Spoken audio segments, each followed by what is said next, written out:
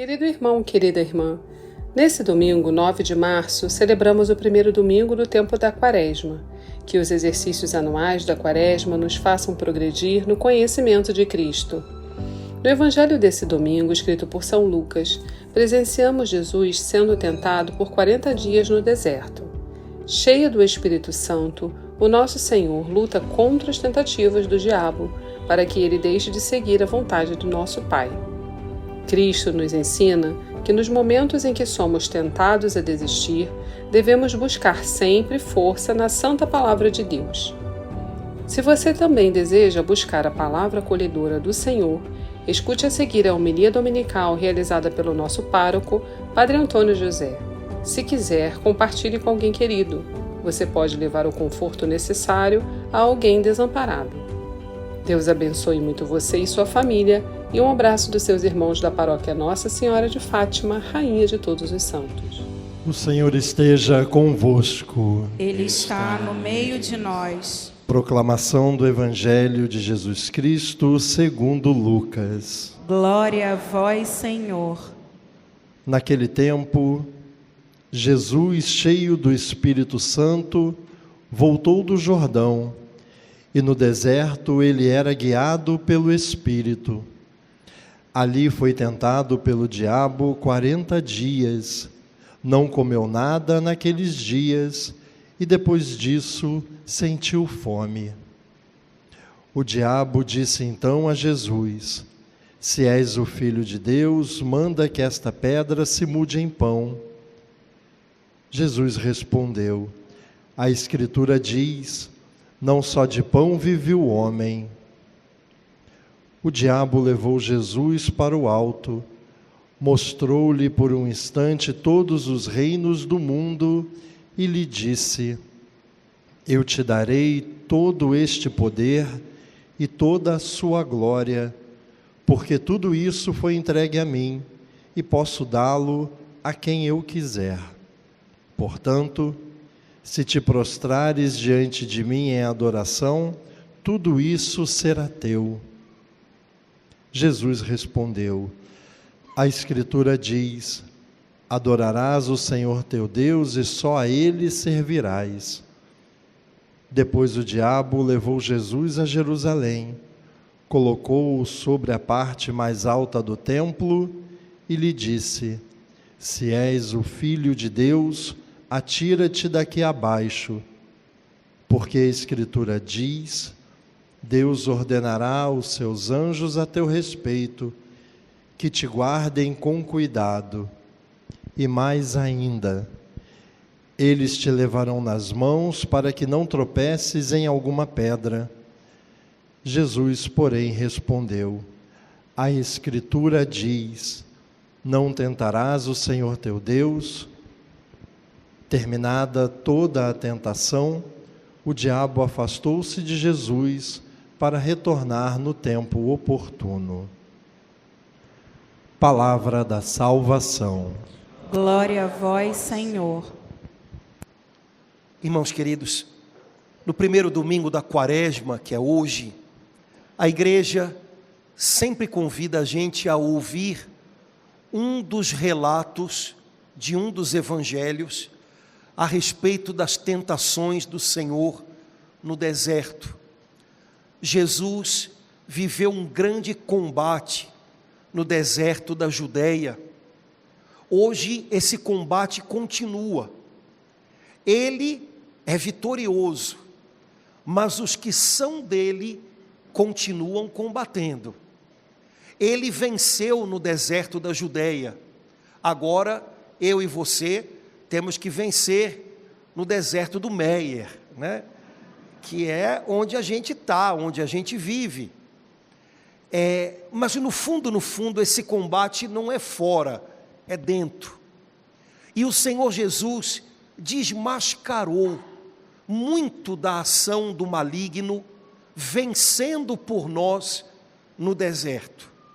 Eu acredito que a gente pode aprender hoje muitas coisas com o Senhor para nos ajudar no nosso combate de cada dia, no combate que a gente trava aqui dentro, para ser fiel ao Senhor e não dar ouvidos à tentação.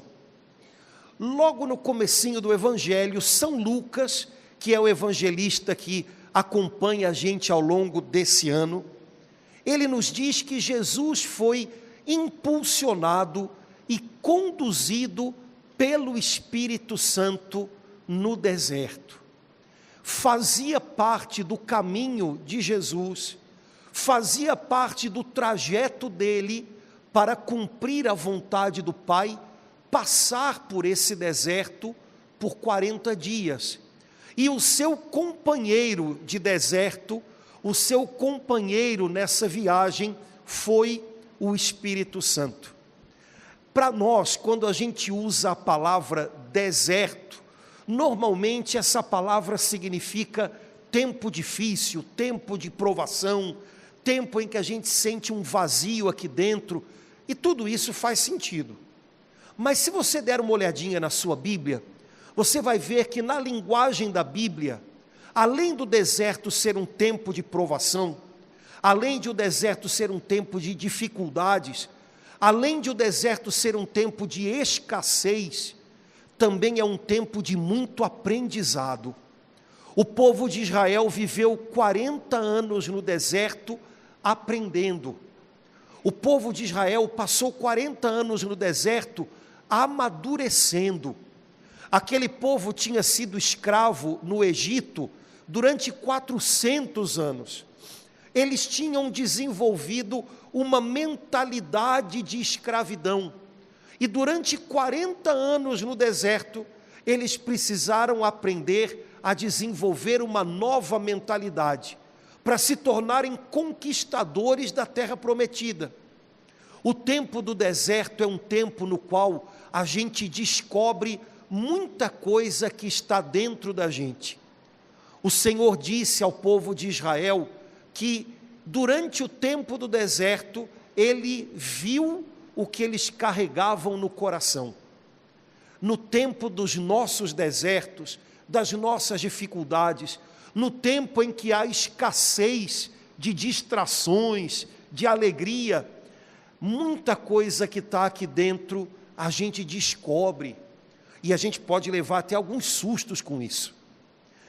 Na linguagem da Bíblia, deserto é tempo de preparação, é tempo de aprendizado, é tempo de amadurecimento, não é tempo jogado fora, não é tempo no qual Deus não está trabalhando. Deus trabalha muito no deserto. Jesus viveu 40 dias no deserto da Judeia, conduzido pelo Espírito Santo. Nós também temos os nossos desertos, e no caminho que Deus tem para nós, não há atalhos que passem por fora do deserto. Existe algo em nós que a gente precisa reconhecer, descobrir, que a gente só descobre quando atravessa o deserto. Existem coisas em nós que tem que amadurecer, para que a gente viva uma nova etapa da vida, e só vai amadurecer no tempo do deserto. Existe algo em nós que precisa aprender a depender mais de Deus, e a gente só aprende a se agarrar nele quando as outras coisas faltam, escapam das nossas mãos. O deserto é tempo disso. Nos seus desertos, você também tem um companheiro de viagem. O Espírito Santo que conduziu Jesus também vive agora em você, e Ele quer conduzir você para que você não se perca nos desertos da sua vida. Cada vez que o Espírito Santo traz você até a igreja e você ouve a palavra de Deus, cada vez que o Espírito Santo remexe o seu coração e você dobra os seus joelhos em casa para orar, o Espírito Santo de algum modo está ajudando você a não se perder nesse deserto, a encontrar qual é a direção na qual você deve prosseguir. Mas tempo de deserto também é tempo de desafio e tentação. No deserto, muita coisa confunde a visão da gente. Eu até hoje não entendo muito bem o que é esse negócio de miragem, porque miragem eu só vi nos desenhos do Pica-Pau. né, desenho do Pica-Pau, volta e meia tinha uma miragem. Eu não vi além disso. Mas dizem que no deserto, por causa do sol, por causa do reflexo da areia, das pedras, você consegue aos poucos ir vendo coisas que não são reais. E você pode até se jogar nessas coisas, né? O nome disso para a gente é tentação. Pois deserto também é lugar disso, é lugar de combate. E a pior coisa que pode acontecer a um cristão é ele estar no meio de um combate, e você está, viu? Sem perceber que deve lutar. Quando a gente está no meio de um combate, a gente não percebe que tem que lutar, a gente não fica atento às artimanhas do inimigo, a gente não reage quando a provação, quando a tentação chega. Irmãos, não é uma questão opcional. Não sei se eu combato hoje ou não. Quer saber? Não vou combater hoje não. Hoje eu vou ficar deitado na cama o dia inteiro. Mas quem sabe esse não era o seu combate, tentar levantar. Um cristão que não percebe que está combatendo, vai ser alvejado e vai ser ferido sem sequer notar. Jesus no deserto foi tentado por 40 dias. Não sei se você reparou, mas é isso que São Lucas diz no comecinho do Evangelho. Nesses 40 dias, Jesus foi tentado. Mas durante os 40 dias de deserto, o alvo de Jesus era estar em comunhão com seu Pai. Jesus foi levado ao deserto para, no silêncio do deserto, no vazio do deserto, ouvir e ser preenchido pela voz e pela presença do Pai. Jesus, por 40 dias, jejuou no deserto, porque todo o foco, toda a atenção dele estava voltada para essa necessidade, estar com o seu Pai. As outras necessidades, a necessidade de se alimentar, ficaram para trás. Mas no final desses 40 dias, a gente pode imaginar o quanto Jesus estava fragilizado do ponto de vista físico, humano. O deserto da Judeia é muito árido, quente, sem comida, água em escassez. Jesus devia estar muito fragilizado. E então São Lucas diz que nesse momento, ao final dos 40 dias, o diabo investiu com tudo. E aí uma lição a gente precisa aprender. O diabo não é um cavalheiro. Eu usei essa comparação na Missa das 8, mas eu acho que não foi boa, porque eu acho que as minhas ovelhinhas da Missa das 8 não assistem luta de boxe. Mas se você assiste luta de boxe, luta de qualquer tipo, se numa luta um dos oponentes cai no chão, segundo as regras, necessário que o outro pare de bater, espere o oponente levantar, e então a luta prossegue. Isso é um mínimo de cavalheirismo, e o diabo não tem esse mínimo. Quando a gente está machucado, quando a gente está fragilizado, quando a gente está cansado, nessa hora ele bate mais, a tentação vem mais forte. Na hora da nossa fragilidade, toda a nossa carência, toda a nossa fraqueza, todos os nossos limites vêm à tona. E o maligno, então, conhecendo-os muito bem, parece até que ele às vezes conhece melhor do que a gente, viu? Como a gente não aposta nessa história de se conhecer e como isso é importante. Como o maligno conhece, percebe as nossas fragilidades com muita clareza, ele investe com tudo justamente nelas. Nessas horas, se a gente não se conhece, a gente fica até espantado. Como é que eu pude pensar isso? Como é que eu pude sentir isso? De vez em quando eu ouço pessoas assustadíssimas, descobrindo que tiveram o desejo de que alguma pessoa complicada na vida delas sumisse, para não falar morresse, né? Padre, eu não... Pois é, bem-vinda, bem-vindo. Nós somos isso aí. A gente é capaz de desejar que as pessoas desapareçam, sumam, morram. Pois é, você achava que era muito diferente de todo mundo? Como é que é? Agora, o que vamos fazer com isso? A tentação é manter isso no coração e deixar isso crescer aqui dentro, até se tornar uma repugnância com a outra pessoa, uma aversão a outra pessoa, ou falando em carioquês, um ranço, né? Agora, o desafio que essa tentação me traz é perdoar, orar, tentar ver essa pessoa tirando o preconceito, o olhar negativo que eu estava tendo sobre ela, mas não devia nos espantar que na hora em que a gente está cansado com alguém, na hora viesse a vontade de que essa pessoa sumisse. Isso fala da gente, nós somos assim. Bom, o maligno, percebendo as nossas fragilidades até melhor do que nós próprios, nessa hora de fraqueza ele investe tudo. Portanto, fique atento a você nos momentos em que você estiver mais fragilizado. Doença nos fragiliza, problema financeiro fragiliza. Quantos casais entram em épocas de crise, de briga, por causa de problemas financeiros? Vigie você próprio nessa hora. Momentos em que a gente é decepcionado ou frustrado nos planos, nos sonhos da gente, são momentos em que a gente fica muito fragilizado. Você investiu tudo sonhando, imaginando uma coisa e de repente aquilo vira do avesso. Você fica frágil. E é possível que nessa hora o maligno venha com tudo, tentando você à revolta, ao ressentimento, ao rancor, à desistência, a achar que se aquele plano não deu certo, então agora não tem plano nenhum, desiste de tudo. Vigie-se quando você perceber que está especialmente frágil. O diabo não é cavaleiro.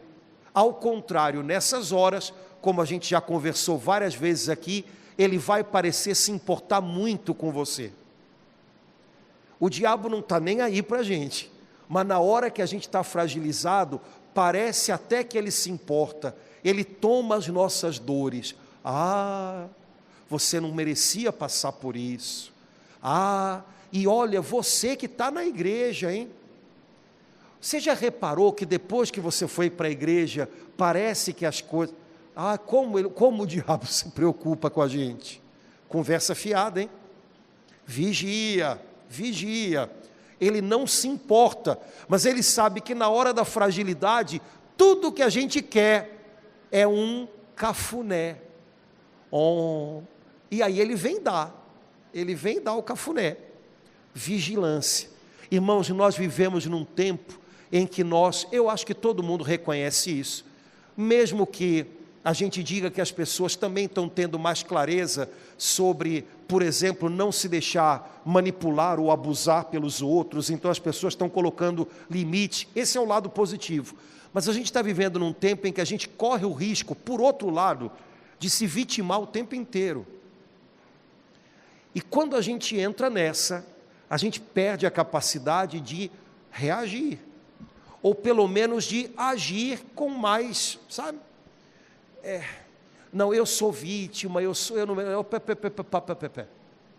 Bom, eu estou passando por uma situação complicada, eu estou num momento de fragilidade, mas eu não sou vítima da vida, não.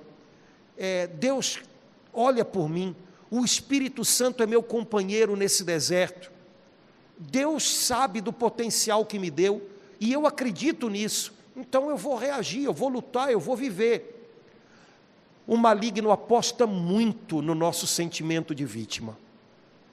Ontem eu estava meio jururu com umas situações, padre também fica jururu, viu? Com umas situações aí, ai meu Deus do céu, que chatura. E aí alguém me mandou um vídeo, não sei se você já recebeu, bom demais. É um vídeo no qual pararam um gari, lá nos Estados Unidos, um gari, e perguntaram para ele, quando você morrer e chegar no céu, o que você perguntaria a Deus?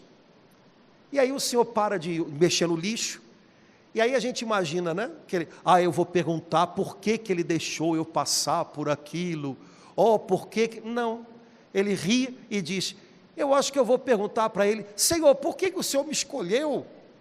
E foi tão bom comigo? E aí ele fala assim, aí o entrevistador pergunta, e o que você acha que você, o que Deus vai perguntar para você? Ele vai perguntar, você podia ter saído melhor, né? Por que você não confiou mais em mim, seu bobão?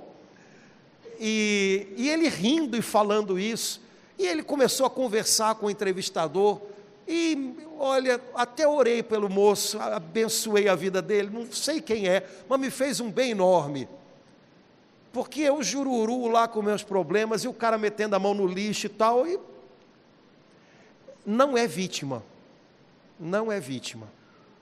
Atenção, irmãos, uma coisa é a gente perceber que está sendo ferido pela vida, ou que está sendo ferido por alguém.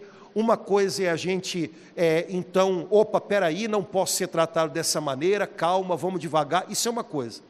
Outra coisa é a gente abraçar uma consciência de que a vida foi ruim para mim, e tudo para mim é mais difícil que para os outros, e eu não merecia estar passando por isso.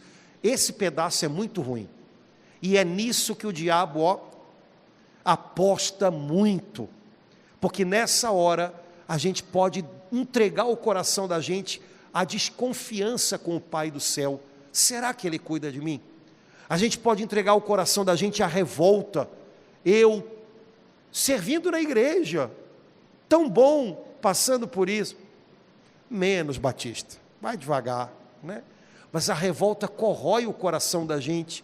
Vigie o seu coração quando você estiver fragilizado. Jesus foi atacado pelo maligno enquanto estava faminto, cansado, certamente com sede, depois de 40 dias no deserto. O inimigo tentou tirar a atenção de Jesus do seu relacionamento com o Pai. No deserto, Jesus estava totalmente entregue ao cuidado do Pai do céu. E o maligno diz então, estou vendo que você está com fome, né? Por que você não transforma essa pedra aqui em pão? Ontem na missa das crianças, o pão virou um Big Mac, porque senão um pão só para a criança não funciona, né? Por que você não transforma essa pedra num Big Mac? Irmãos, o maligno quer se intrometer entre a gente e o Pai do céu. Ele quer se intrometer nessa história bonita que a gente está vivendo, de aprender a confiar no Pai, de aprender a acreditar que mesmo quando a gente não entende, Ele ama a gente e cuida da gente. O maligno quer bagunçar tudo isso. E então, ele faz a gente imaginar que tem que ser de outro jeito, tem que ser do nosso jeito, do jeito que a gente consegue, do jeito que a gente dá conta. Não perca a sua atenção do Pai do céu. Ele continua cuidando de você mesmo quando você não entende a etapa do caminho na qual você está. Lembra dele. Depois o diabo fez uma coisa incrível, né? Pegou Jesus pela mão, levou Jesus a um lugar altíssimo e mostrou os reinos da terra para Jesus. E disse uma coisa, olha, fica ligado, hein? Tudo isso foi posto na minha mão. O pecado dos homens colocou os reinos da terra nas mãos do diabo. Eu posso dar para quem eu quiser. Eu dou para você. Estamos aqui no deserto, não tem ninguém vendo. Se você se ajoelhar e prostrado me adorar. Cara, o diabo queria que o Filho de Deus adorasse a Ele. Ninguém ia ver não, hein? Estavam só os dois lá no deserto. Jesus veio para se tornar o Rei dos reis e o Senhor dos senhores. Essa era a vocação dele. Só que, para se tornar rei, conquistar de volta todos os reinos da terra, o caminho de Jesus passaria pela cruz. Jesus não veio para conquistar os reinos da terra com armas, nem pela ganância, nem como a gente diz, vendendo a alma ao diabo. Jesus veio para conquistar e libertar os reinos da terra, dando a vida dele por amor, perdoando, vencendo toda a maldade dos reis do mundo com um amor imenso, o amor que só o Rei dos Reis poderia ter. O diabo ofereceu a Jesus resolver rápido isso. Eu te dou todos os reinos da terra, se você não for até a cruz. A gente resolve agora, faça do meu jeito. Irmãos queridos, as coisas de Deus, os planos de Deus para a nossa vida, não vão se realizar de qualquer jeito, só se realizam se for do jeito de Deus. Cuidado com isso. Hoje a gente vê tantos escândalos, infelizmente também na igreja, seja na nossa igreja, seja no meio dos nossos irmãos evangélicos, escândalo atrás de escândalo, e muitos têm a ver com ganância por dinheiro, posições, reconhecimento humano. A obra de Deus ou se faz do jeito de Deus ou não acontece. E o fato de você estar lá em cima e ter grana e ser reconhecido não significa que você está no seu lugar nos planos de Deus. Talvez o nosso lugar nos planos de Deus em alguns momentos seja a cruz, mas se do jeito de Deus é assim que vale a pena, e não por qualquer outro meio. Não tem sentido a gente fazer alguma coisa dizendo é para Deus, mas se a gente faz de maneira desonesta, gananciosa. Não tem sentido alguém dizer, como hoje no Brasil alguns doidos dizem, né? Foi Deus quem deu, se o dinheiro veio do salário que você não paga para o seu funcionário, se o dinheiro veio de uma tramóia no preço que você coloca num produto. Isso é um absurdo, isso é usar o nome de Deus em vão, e com Deus não se brinca. As coisas de Deus ou acontecem do jeito de Deus, ou não acontecem, mas de qualquer jeito, pense 1000 vezes antes de receber das mãos do diabo um reino da terra, que parece que foi feito para você, mas que vem das mãos dele, vem das mãos erradas. Vigie, vigie.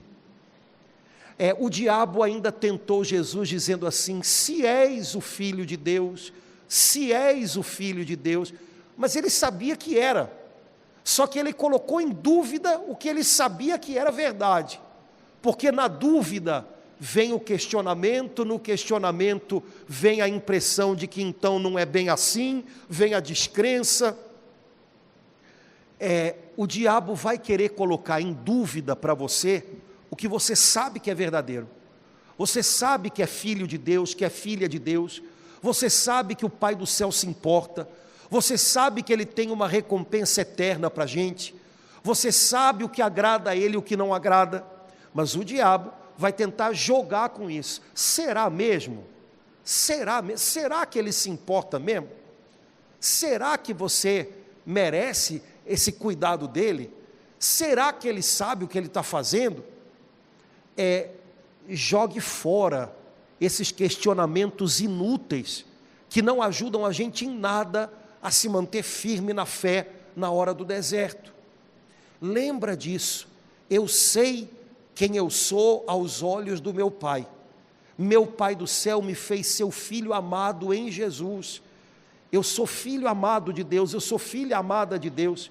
Eu sei que o meu Pai do céu conhece todas as minhas necessidades. Eu sei que nem um fio de cabelo cai da minha cabeça sem que Ele saiba. Eu não abro mão de crer nisso, eu não vou colocar isso em dúvida. De vez em quando, irmãos, a gente tem que pontuar as coisas aqui dentro e falar grosso com a gente mesmo, viu? E com aquilo que o tentador lança no nosso coração. Jesus não conversou com o tentador. Jesus todo o tempo respondeu apenas com uma frase vinda da Bíblia. Jesus não bateu papo com o diabo. Se a gente conversar com o tentador, ele enrola a gente. Ele está nesse negócio há muito mais tempo que a gente. Então não pense, no Brasil, que é a terra dos espertos, não pense que você é mais esperto que o capeta. Eu garanto que não é. Se você conversar com a tentação, o maligno convence você de que aquilo ali é justo. Mas pensando bem, né, não é tão ruim assim, afinal todo mundo faz. Claro, todo mundo faz. Ou você acha que é muito melhor que todo mundo? Aqui, se não for desse jeito, meu amigo, você não tem jeito não, então é isso aí mesmo. É verdade, pronto, já foi. Não converse com a tentação. Se você percebe que vem um impulso em você, que vai levar você para longe de Deus, não paga para ver até onde isso vai. Encerra essa conversa logo. A gente tem que colocar o interior da gente em ordem, porque senão vem de tudo aqui dentro e a gente acaba alimentando tudo dentro da gente. Última coisa que eu queria chamar a sua atenção, porque esse papo está brabo, né? Última coisa que eu queria chamar a sua atenção é o finalzinho do evangelho de hoje. São Lucas diz que Jesus ordenou ao diabo que se afastasse, mas o diabo esperou o momento oportuno para voltar. Ele volta, viu, gente? Ele volta. A gente luta, a gente vence, mas ele volta. E a gente tem que permanecer vigilante. E a gente tem que continuar lutando para se conhecer. Não sei quem aí luta, sei lá, arte marcial, mas você sabe que tem uns pontos no corpo que você tem que proteger, porque são pontos fracos. Se a pessoa acerta ali, você cai. Nós temos que reconhecer quais são os pontos fracos da gente. A gente tem que continuar se adestrando na luta. Onde é que eu não posso dar mole? É com dinheiro? Pois então vigie. Quando passar dinheiro pela sua mão, você sabe que tem que vigiar. É com coisas do coração, ou nem sempre do coração, é com coisas da vista. Pois então põe isso em ordem, cara, porque senão você já sabe que toda hora você está indo, né? Se arruma, se ajeita. A gente tem que continuar se adestrando para a luta, conhecendo a palavra de Deus para rechaçar qualquer miragem, qualquer fantasia que o diabo apresente como uma grande solução que não é, porque ele volta. No caso de Jesus, há um momento lá adiante, onde parece muito que a gente está ouvindo a mesma voz que falou no deserto, falando novamente, mas agora falando pela boca de uns homens, os fariseus, os mestres da lei. Quando o Senhor Jesus está pregado na cruz, os fariseus, os mestres que foram lá para acompanhar a execução, zombavam do sofrimento dele. Não sei se você já sofreu com alguém zombando do seu sofrimento, é brabo, né? Zombavam do sofrimento dele e diziam: engraçado, você fez tanta coisa por tanta gente, né? Faz alguma coisa por você agora, desce dessa cruz, a gente vai até acreditar em você. Lá atrás, transforma as pedras em pães, agora no Calvário, faz alguma coisa por você.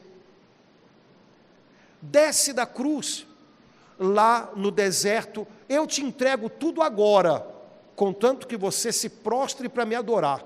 Eu sei que o teu pai quer de você um sim até o fim, mas eu sei que esse sim vai sofrer, vai ser um sim sofrido. Para que isso? Resolvemos agora. Desce dessa cruz, não vai até a cruz. Irmãos, no fundo, o que Satanás queria era que Jesus não dissesse sim ao seu pai até o fim. O diabo não queria que Jesus passasse pela cruz como ele passou. E Jesus sabia que o sim dele para o seu pai e para a gente tinha que ser inteiro e até o fim. E Jesus sabia que esse sim só seria inteiro e até o fim se passasse pela cruz. No fundo, o que o diabo queria era que Jesus abrisse mão da cruz. Deixa isso para lá, desiste disso. Para que assim? Vai te custar tanto. Mas o que Jesus tinha a oferecer ao Pai e a nós era um sim que ia carregar a vida dele junto. E Jesus sabia que era esse sim que iria nos salvar. Por isso ele sabia, ainda que esteja difícil, ainda que seja sofrido, eu não abro mão do meu lugar nessa cruz. Eu não desço dela. Eu vou passar por ela até que ela passe. Irmãos, na vida da gente também é um pouquinho assim, viu? A única coisa que no fundo o maligno quer é se intrometer na nossa história com Deus, no nosso sim para Deus. O que ele quer é que em algum momento a gente deixe de dizer sim para Deus e diga sim para a gente. Agora é do meu jeito, agora sou eu em primeiro lugar, agora não quero mais saber. O que o inimigo quer é que a gente abra mão do nosso lugar, porque ele às vezes é difícil e é sofrido. Mas se a gente descer da nossa cruz, certamente a nossa história com Deus não vai chegar até o fim. E aqueles que poderiam ser abençoados com a nossa história com Deus, vão ficar pelo caminho. Eu sei que tem momentos na vida em que a gente parece que só falta ouvir aqui dentro. Desiste, desce dessa cruz, joga isso para o alto. Você ainda se preocupa com essa turma? Não é possível que esteja valendo a pena? Olha quanto está te custando. Mas se você reconhece que nesse lugar, nesse momento, você está dando o seu sim para Deus, respira fundo, confia no Senhor, prossegue. Não desce da cruz. Existem sofrimentos que a gente produz, que a gente se inflige porque está longe de Deus. Mas às vezes o nosso sim nos leva para a cruz. Nessa hora, quando a gente percebe que é desse jeito, a gente confia no Senhor e continua se entregando nas mãos dEle. O tentador vai fazer de tudo para a gente descer da cruz. Mas quando a gente sabe que está ali onde Deus quer nos encontrar, mesmo quando é difícil, aqui dentro, a gente sente que vale a pena, não é em vão. Quando a cruz for difícil, pesada, não desista de confiar em Deus, vigie o seu coração. A gente tem um grande combate acontecendo na vida de cada um de nós aqui. O seu combate eu não posso travar no seu lugar, e vice-versa. Mas você tem um companheiro nessa luta que é o Espírito Santo. Ele é a sua força, ele inspira você a prosseguir, ele ajuda você a encontrar a direção. Confia nele e com certeza ele vai agir. A cruz, o deserto passa, e depois que passou, a gente vê que o deserto moldou a gente, fez de nós pessoas mais maduras, mais nas mãos de Deus. Confia no Senhor, prossiga no seu bom combate e vigiando o seu coração, rechace as confusões, as miragens, as mentiras do maligno e se fortaleça e se mantenha de pé na vontade e na palavra de Deus.